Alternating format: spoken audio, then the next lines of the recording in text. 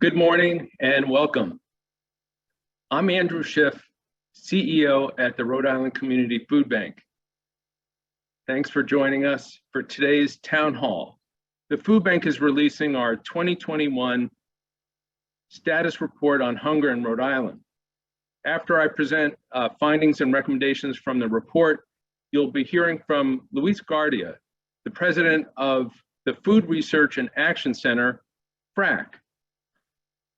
Based in Washington, D.C., FRAC is the leading national nonprofit working on eradicating poverty-related hunger in the United States. You'll also be hearing from Allery Fernandez, Director of Aging and Adult Services at Federal Hill House in Providence. Federal Hill House is a member agency of the Food Bank. They operate 2 food pantries and provide many other services to the Providence community. After our speakers, there'll be time for questions from the audience. If you'd like to ask a question, type it in the Q&A box. The Q&A icon is at the bottom of the screen. This year's status report on hunger documents the continued and severe impact of the pandemic on low-income families in Rhode Island.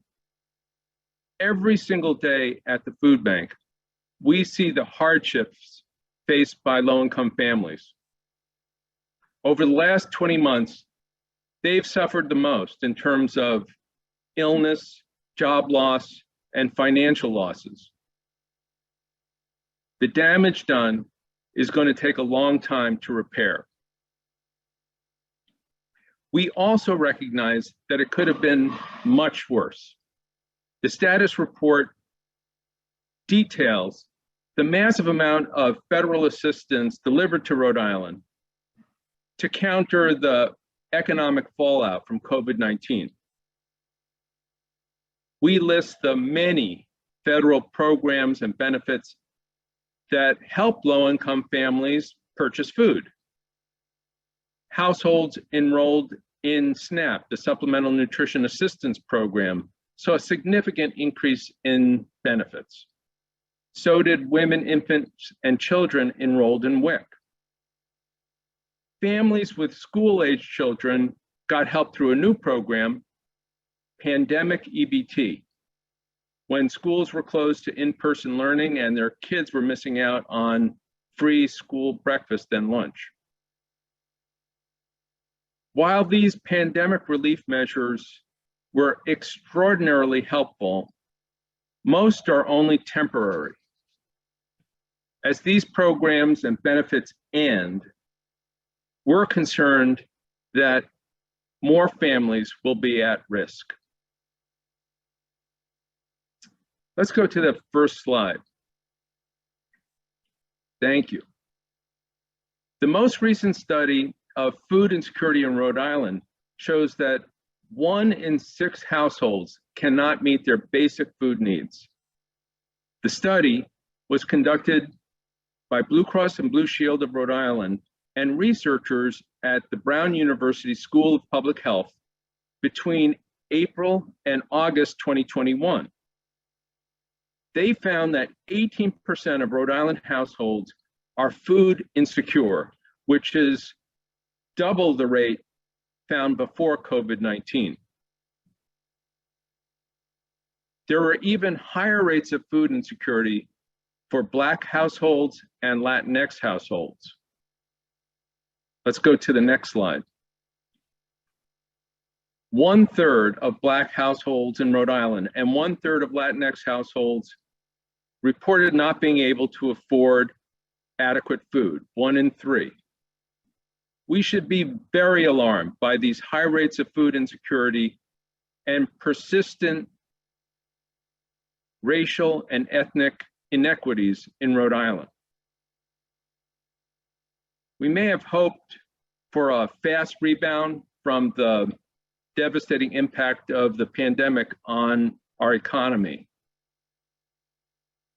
But with so many households struggling to afford a basic expense like food, it seems evident that it's going to take time before economic recovery reaches everyone in Rhode Island. That's why we have to do more to protect families from hunger. The status report shows that SNAP enrollment in Rhode Island dropped during the pandemic, even though the need for food assistance was at a record level. Department of Human Services office, DHS offices, where people normally go to enroll in SNAP, have been closed. The state's call center has unconscionably long wait times for people who want to apply. Improving access to SNAP benefits should be a priority for Governor McKee. Whether that means reopening DHS offices to SNAP applications, adding staff to reduce call center waits, or setting up a network of community helpers like the navigators who help Rhode Islanders apply for Medicaid, the time to make these changes is right now. In addition to high rates of food insecurity in communities of color, the prevalence of food insecurity was really high for families with children, 1 in 4.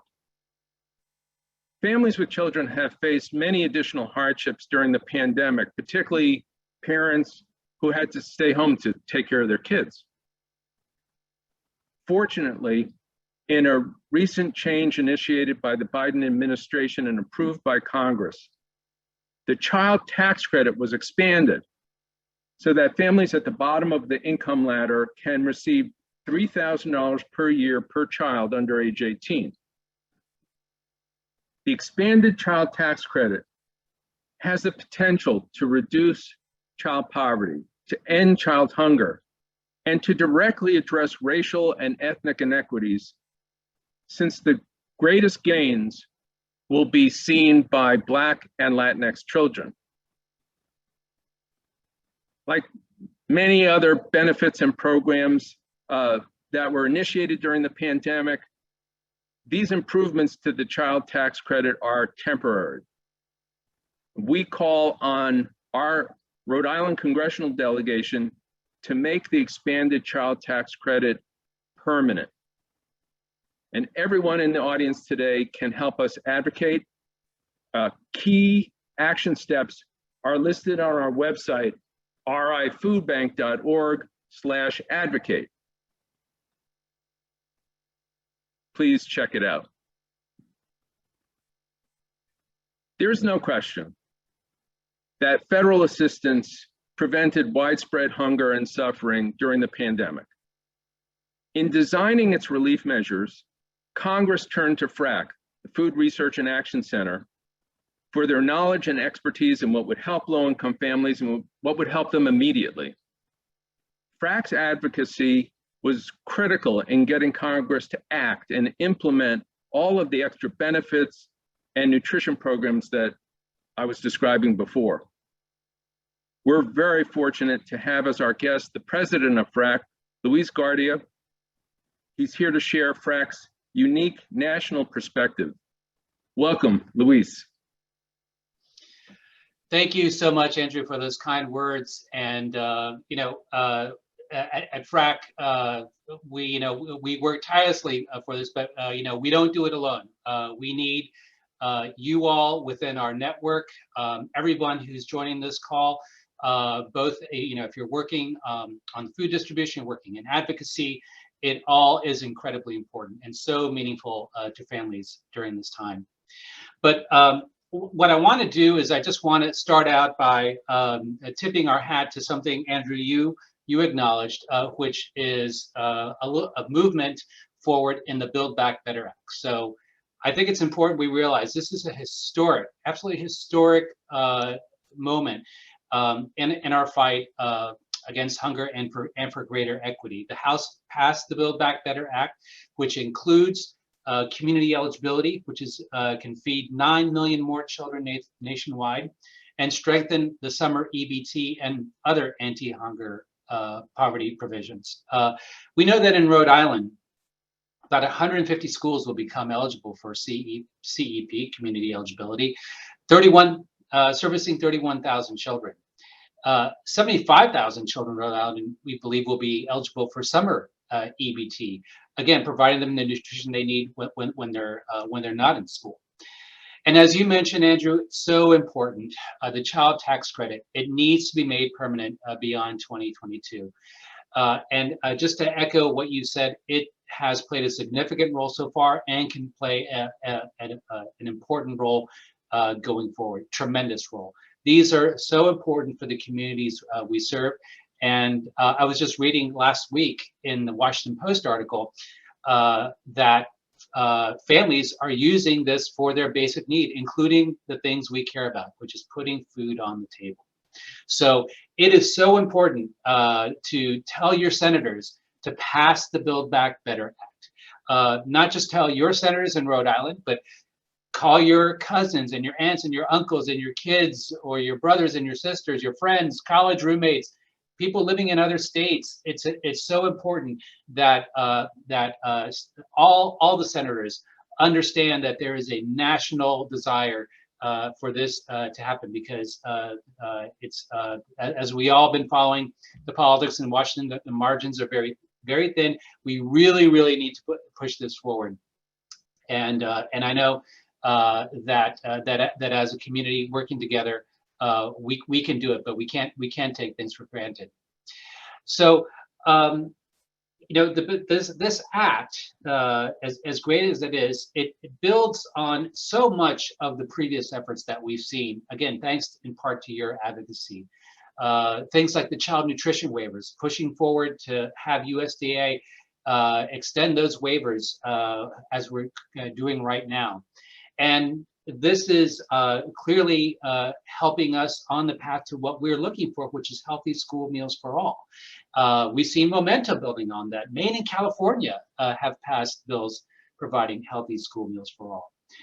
We've also been able to secure SNAP boosts, both on the emergency allotments, and we had the 15% boost, which ended in September. But we're also able to work with USDA and support them in their efforts to increase the food allotment, the benefit allotment in the Thrifty Plan.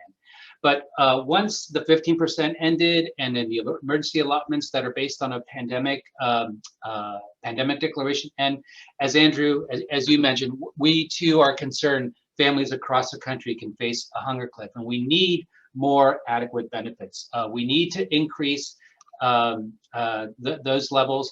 The Thrifty Plan would not be enough to do that. So we're very insistent that we need Congress to work to close the meal gap that will be there, and support the Close the Meal Gap Act.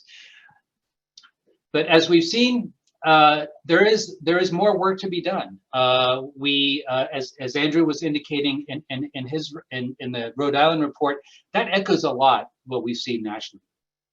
Over 38 million Americans living in households who are struggling against hunger. The racial disparities Andrew mentioned, we see those nationally as well. Just unacceptable levels of hardship borne by communities of color, and including our friends in the Native American community. And that we've seen empirically. We need to do a better job of understanding the numbers, though, because quite frankly, our Native American security isn't even counted as thoroughly as it should be. And that's all really kind of part of putting equity at the center of this fight. And at FRAC, we've been doing a lot of thinking about that. We just came out of a process where we kind of relooked at our strategy, and we centered it on equity. And that includes establishing racial equity functions in certain jobs that we're going to recruit for. We've implemented a social innovation and equity fund to test out new ideas and see what people are doing within the network. And we're also working with our friends at Feeding America on the FRAC and Feeding America conference coming up in March. I hope as many of you as possible can attend. It's going to be virtual, so We expect a lot of participation, and I welcome you all to that.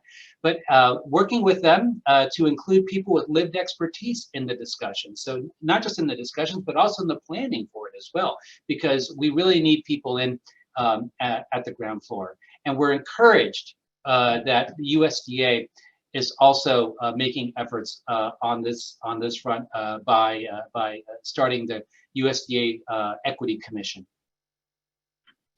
And even with all this work that we believe still needs to be done, we need to recognize that hunger, both in Rhode Island and across the country, would be far worse if not for the federal programs. These programs have a proven effect on not just food insecurity, but educational outcomes for children, improving physical and mental health, and promoting economic activity. And we've all been part of this. But I want to also speak to the work that the charitable sector has done. They've done an amazing job, but they shouldn't bear the burden alone. There is great value in supporting the work that is done through the federal nutrition programs.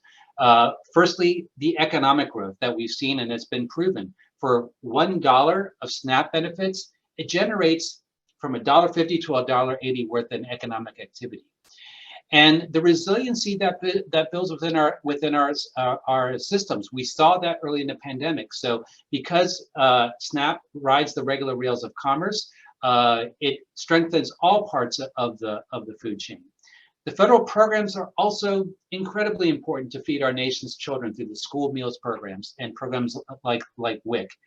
And it's the scale of the programs that is so tremendous, that we know from our friends at Feeding America that for every one meal that's provided by the Food Bank Network, SNAP provides 9.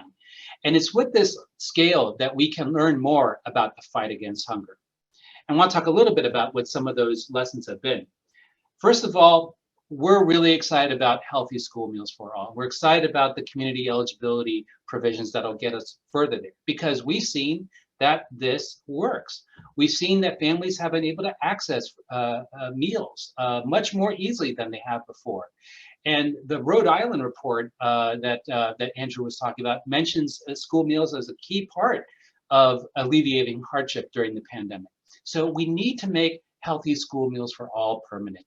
We need to go beyond the current waivers that exist. We need to go beyond what we've seen in California and Maine and have this be a national standard.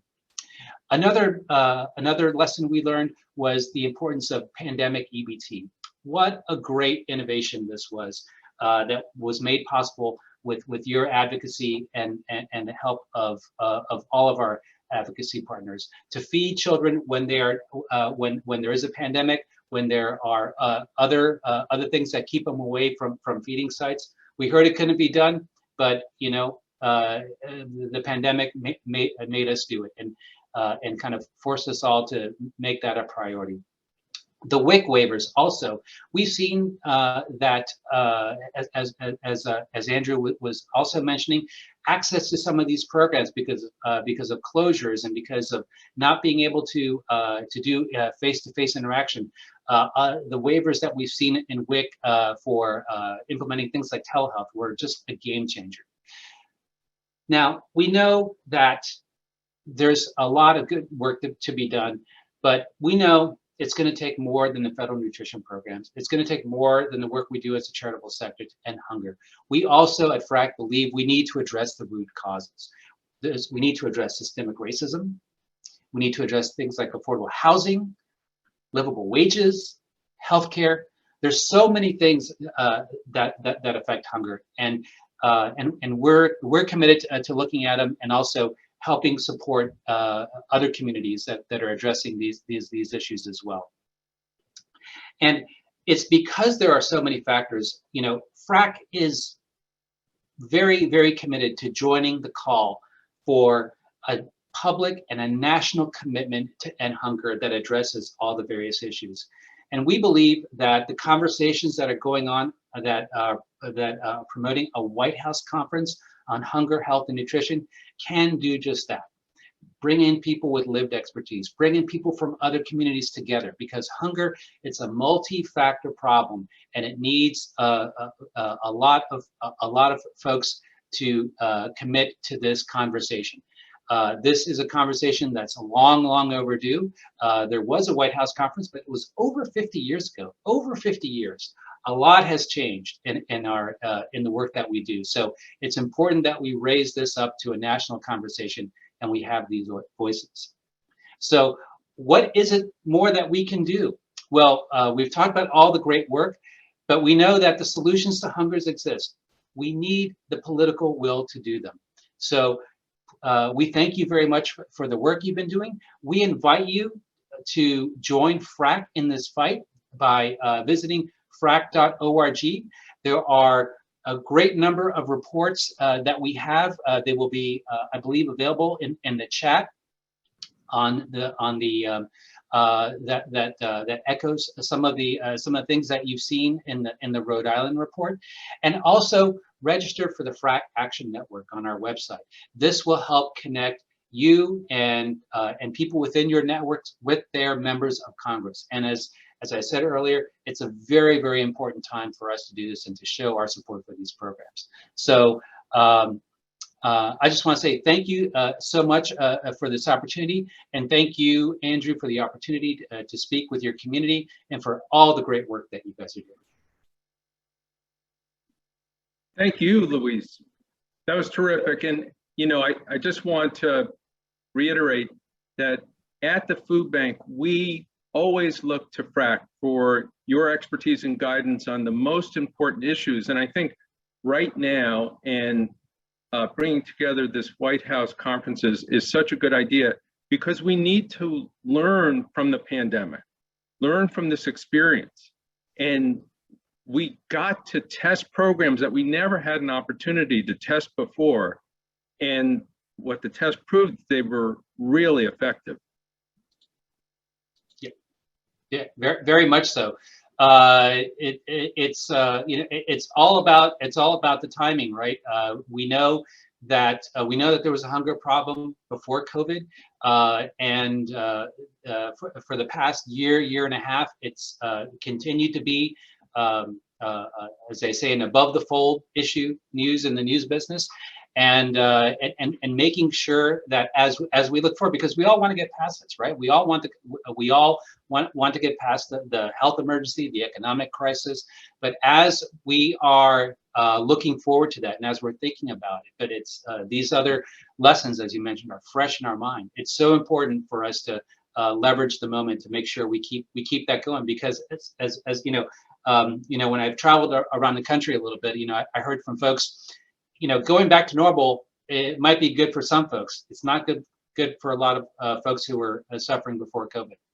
So we need to we need to go back to something better and build the infrastructure for that.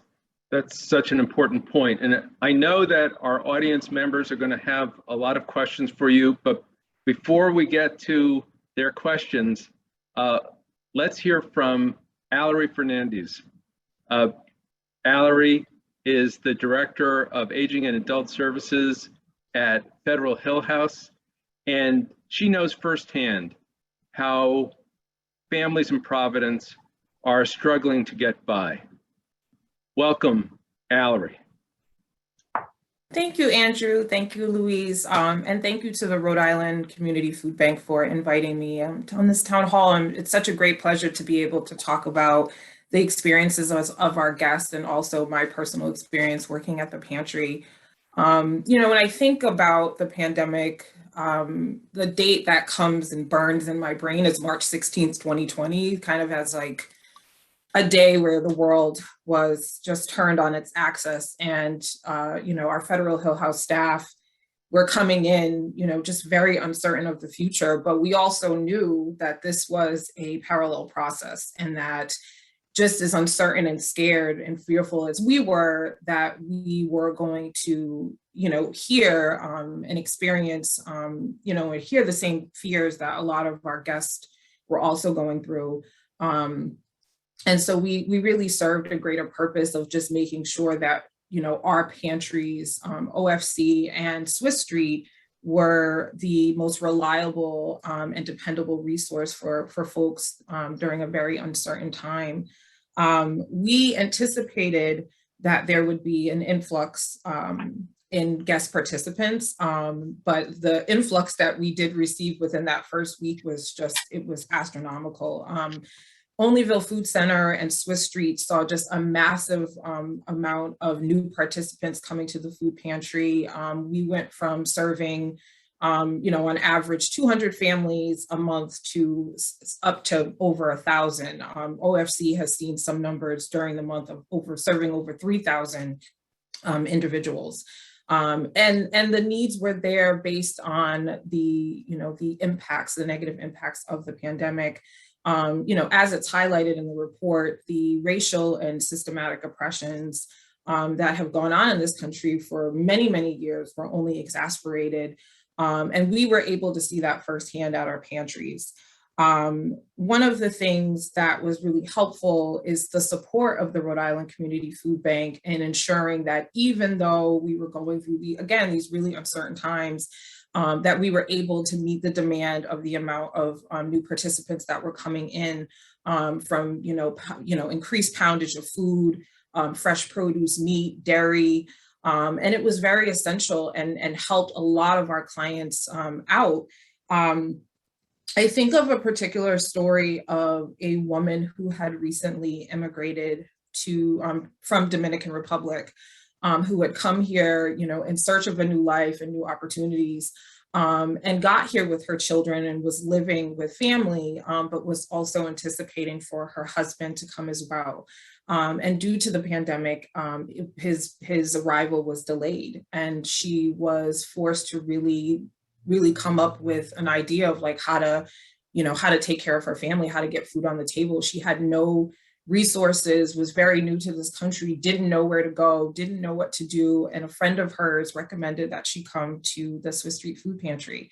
And when she arrived, we were able to serve her right away. We were able to meet her basic needs. But we were also able to link her to our CHW work.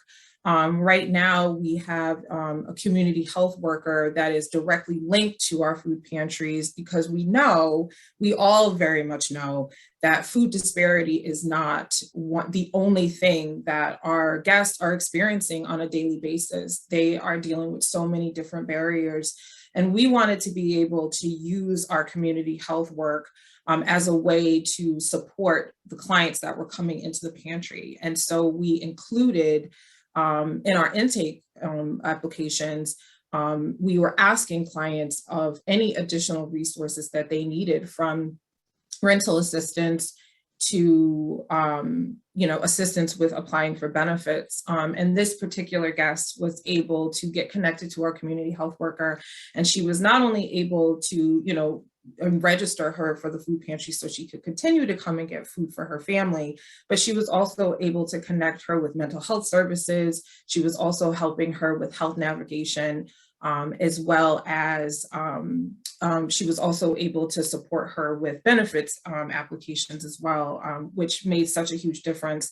And this is a guest who continues to come to the pantry, and she sticks out because she was just so grateful to us. And every time she comes, she was so, amazed that even though, there were other places that she was going to that she really couldn't get a lot of support, she was able to come to Federal Hill House and get the wraparound services that she needed.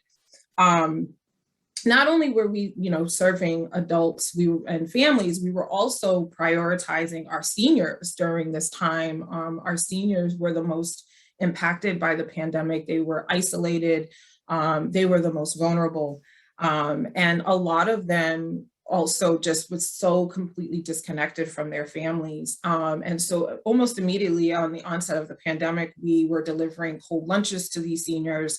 We were delivering weekly groceries. We formed partnerships with Meal on Wheels and also Providence Community Health Centers to make sure that we were delivering foods to people who were immune compromised. And at that particular time, we were the only faces that they saw on a daily basis. And so it was a great way for us to check in with those seniors and really see how they were doing, connecting them to community health work and making sure that they got the resources they need, but also just being, a form of companionship. A lot of them look forward to just seeing anybody to communicate with during these really dark times. And we were really honored to be in that position to serve as not only a resource, but a friendly face for them to trust during a really difficult time. Also, due to the food pantries and the work that we've been able to do, we were able to also continue to engage our seniors in activities and also using our platform to really do a lot of education and support around COVID vaccines, as well as COVID education. We were really experiencing, an enlightenment of knowing that there were a lot of our pantry guests that still didn't quite understand the negative impacts of COVID, still didn't really understand the science of wearing a mask or staying 6 feet apart. And so we used, Federal Hill House was a host to really create opportunities for seniors and all of our participants to register for the vaccine. We had vaccine support. We were also gifted the Rhode Crush COVID grant, where we were able to connect families and participants to vaccine registrations, as well as COVID education through our pantries. Not only that, but we were also making sure that we were giving away food and basic needs, but we were also supporting families and seniors with PPE materials as well through the Rhode Island, through Rhode, which was very impactful. During that time, we were able to register almost 150 people for the COVID vaccine, which is something that we were very, very proud of. And again, now, we're kind of in a different time. Now you can kind of go anywhere and get your vaccine, which is amazing. But during that time, it was incredibly stressful. And so not only were we focused on getting clients their basic needs, but we also wanted to assure that they were getting their health needs met as well. And that was all coming through the pantries. Also, we had an opportunity to form a partnership with local farmers, where the Rhode Island Community Food Bank allowed us to host giving away farmers box distributions. And these boxes included fresh produce, dairy, meats. And again, on top of the increased poundage and the amount of food that we were able to get during this time, this was an additional resource to families that could come every Thursday, grab a box, and be able to make ends meet. And again, our community health work has really been the heart of the work that we've been doing at the pantries, where, again, we're not only focusing on basic needs, but we were also really tapping into the negative effects of the pandemic in terms of rental assistance and healthcare navigation and benefits.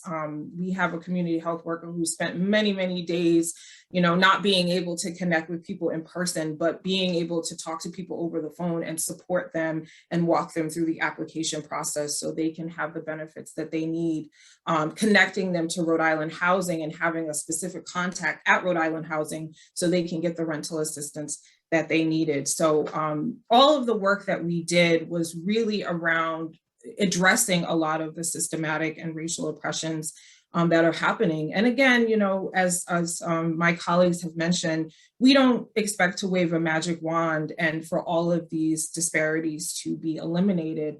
But I do take pride in Federal Hill House and my staff in being able to make small differences in people's lives every single day, from being able to connect them to rental assistance to providing, basic needs so their families can be fed. It really has made such a difference. And sometimes, you're going through the day-to-day and sometimes you're wondering, is this making a difference? There's a lot of times where you can just feel very discouraged just based on the plights that have happened in this country. But when you have a client that comes to the center and tells you the impact that you've made, just by giving a bag of food, it just makes this work so worthwhile. And it really does make a huge difference in these individuals' lives.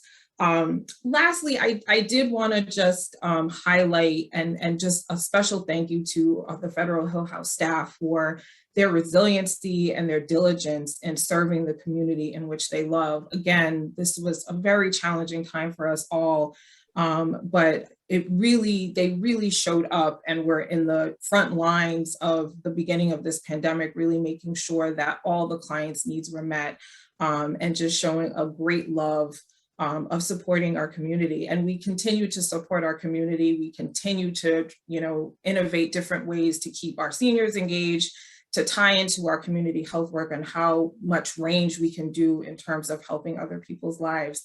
So it's been a challenging year, but it's also made me very grateful for what we are able to give to the community.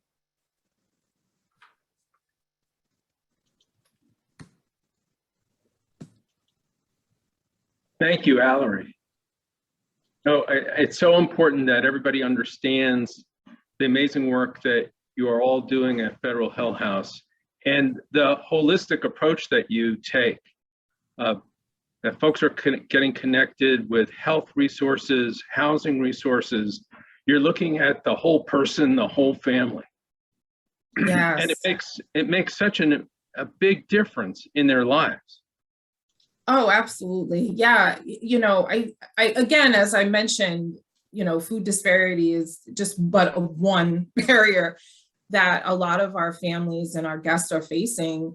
There was a huge influx of mental health referrals that were needed because, again, there are a lot of people that were just experiencing so many challenging situations, that were noticing differences in themselves and were really acknowledging that they had changed behaviors or they were depressed. And a lot of these were situational, losing your job, having your wages cut, not knowing where your next paycheck was coming from. It's just such a stressful experience. And a lot of our clients are just used to kind of dealing with it and being able to have conversations with our community health worker. They were able to acknowledge, it's okay for me to talk to someone about that. So it was a way for us to also normalize getting mental health support as well.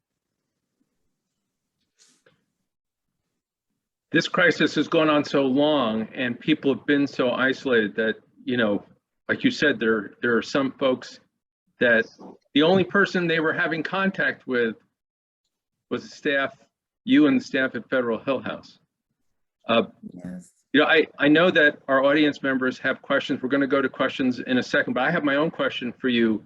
When you look toward winter, here we are in Thanksgiving week and we're looking toward winter, what are your main concerns for families in Providence?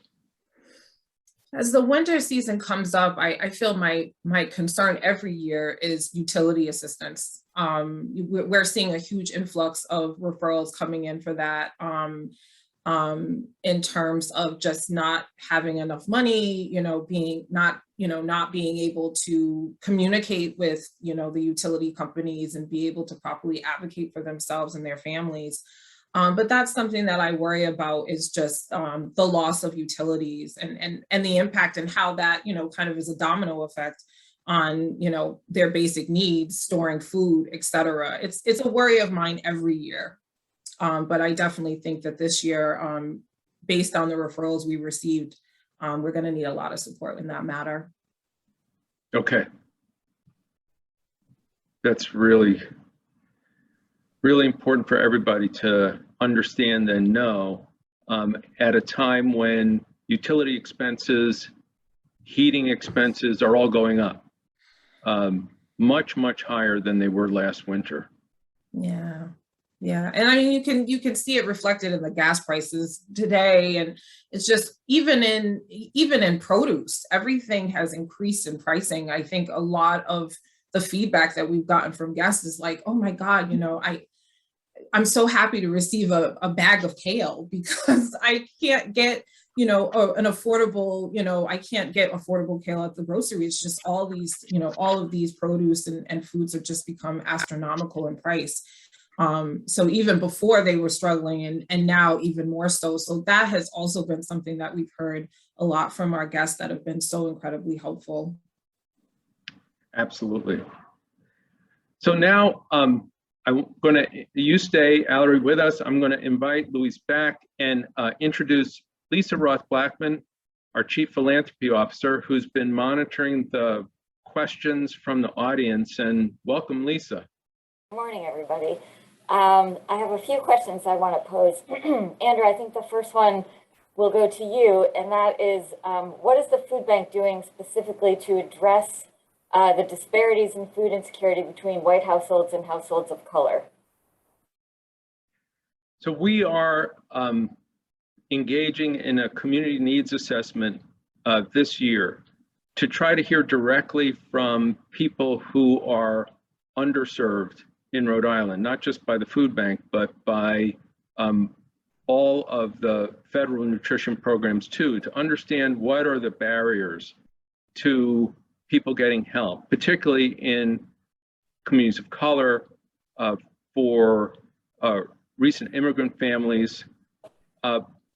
And we're ready and want to hear directly from the people who are experiencing those hardships and unable to get the help they need, understand why, at the same time, understand the strengths in those communities so we can build on those strengths too. And that's going to be an important part of our work this year. Thank you.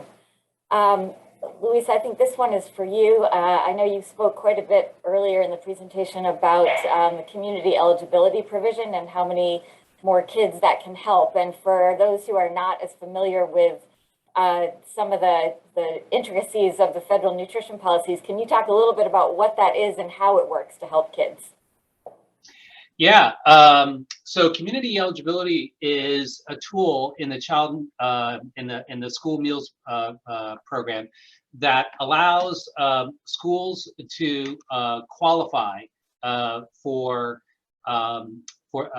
free or reduced price meals based on the income rates of people within their broader community.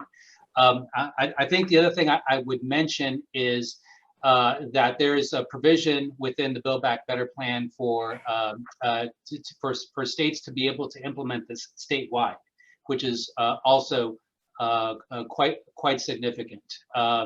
The community eligibility program is designed to catch children and have them participate where there might be pockets of children who should be getting it, but for whatever reason otherwise wouldn't qualify. And it's a great provision. But one things that we've seen during COVID is that there are still a lot of kids who are still being missed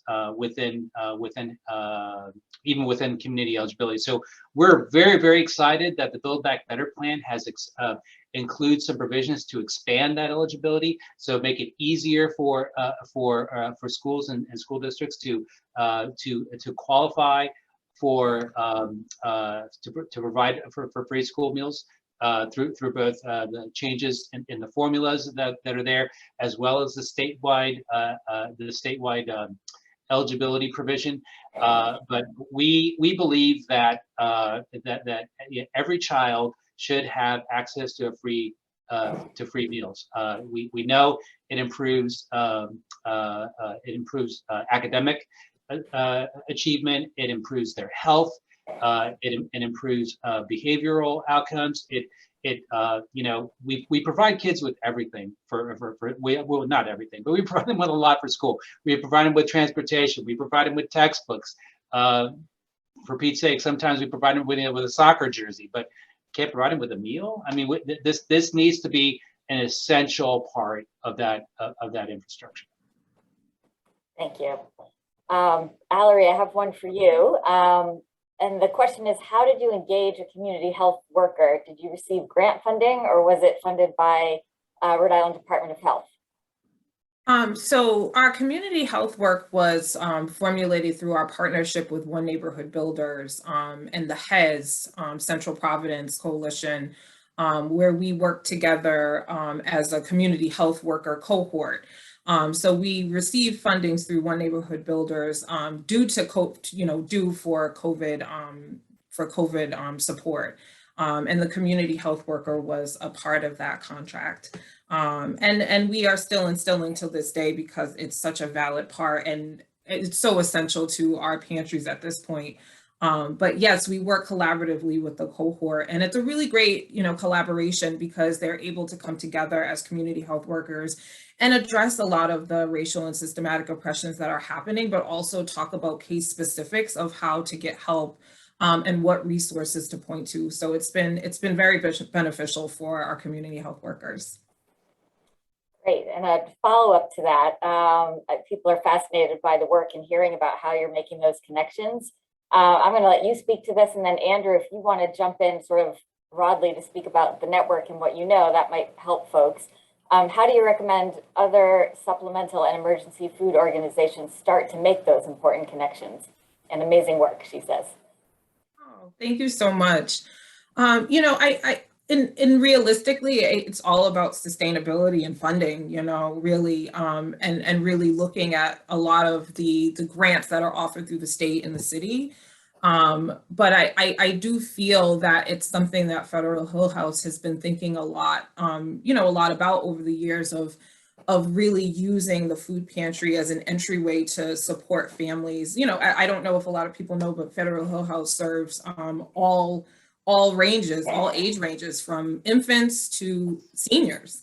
And so what is a perfect vessel to allow people to understand and know about these programs is through the food bank, through the food pantries. It just is a very logical link. And it allows us to really understand and know our guests on a personal level and really be able to understand the barriers and the struggles that they're facing. And again, as I've said previously, acknowledging that food disparity is a long list of barriers that we have to address within this community, and being able to connect people to different organizations and resources, is on a small scale, but for that one person being able to have that hands-on support with filling out a SNAP application has made a difference in that family's life. So it's just a very logical choice on how we can continue to be this vessel to provide not only food and basic needs, but also be able to look at the family as a unit, and even linked to affordable childcare. There's just so many benefits of being able to see the family as a whole unit and look at it from the outside and say, okay, what can we do within the realms of, what our programs can do? What can we do to help this family on all levels? So it's just been a really wonderful transition. Again, it's something that obviously has really taken place during the pandemic, but it was needed. And we came to the forefront. We were ready for it. It didn't come without its challenges. Obviously there's always, in Rhode Island, we can be very siloed and we cannot really know what some of the resources are out there. But it allowed us to spread our wings and really just be complete advocates for our families. You show, Allery, how Federal Hill House is this true community center in that people who are coming to the food pantry know that they can trust you. And based on that trust, they are willing to tell you about the other hardships that they're facing. And that's key. But we always say, no one is ever just hungry. The people who you're helping are under incredible financial stress. And all the things you've mentioned, they're facing challenges in health and housing, utility assistance, but they need somebody they can trust to talk about the issues that they're facing and then trust the advice that they're going to get. And that goes to, all of the additional resources that you help people connect to. We have 150 member agencies across the state, like Federal Hill House, and our hope is that they're all doing this type of work, connecting people with all of the resources that they need. Great. And then I just have a question about what the state, you spoke about this a little bit, Andrew, but I'm going to ask you to elaborate on what the state can do to streamline access to SNAP for people who are in need. So there's some immediate things. And one of the biggest is the wait times for people to be able to talk to someone at the Department of Human Services, either to apply for SNAP or to recertify for the program. Waiting hours and hours on the phone is not acceptable. And we need changes now that are going to bring down those wait times. And I know everyone at DHS wants to see that happen as much as we do. And then there's the more long-range things, and one of the reasons that we mentioned in the report that American Rescue Plan Act funds could be used to do something innovative here, like develop a network of community helpers, just like we have for Medicaid in Rhode Island. They're called navigators.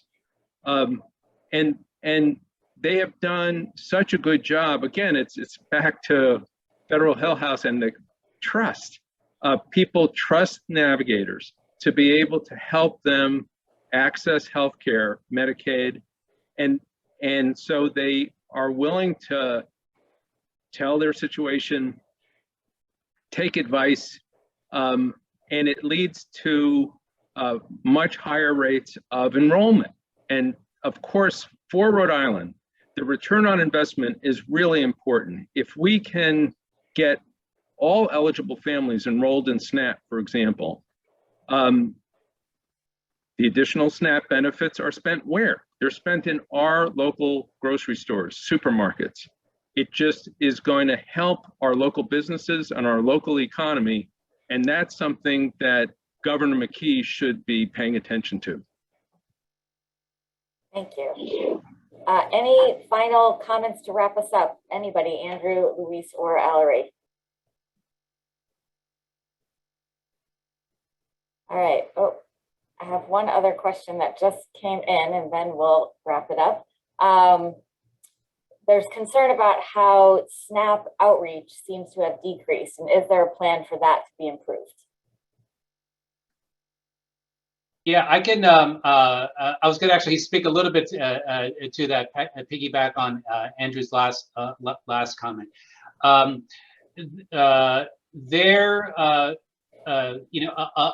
Most of the SNAP work that's going to come up will be coming up in the forthcoming Farm Bill that will be probably legislated, we expect, in 2023. That's why when I was talking about the White House conference, it's really, really important to do that and to bring, and when I say bringing different voices together, like you could talk about the environmental community, the health community, the civil rights community, but to the point about SNAP enrollment and what Andrew was saying before, other parts of the government, they're also really, really important. So we're one of the things that we're aiming for is to support more of that interagency collaboration. I mean, you mentioned the Medicaid navigators, so important. We in the harm community, we love seeing those great participation rates in Medicaid, and we want them to get better in SNAP. So having that trusted community partner to talk to folks is so important, and especially